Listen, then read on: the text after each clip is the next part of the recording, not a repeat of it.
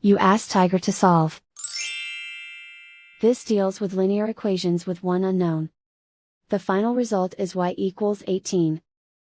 Let's solve it step by step. Simplify the expression. Expand the parentheses. Simplify the arithmetic. Group all constants on the right side of the equation. Subtract 76 from both sides. Simplify the arithmetic.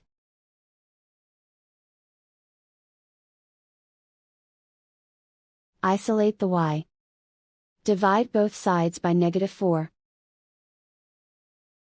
Cancel out the negatives.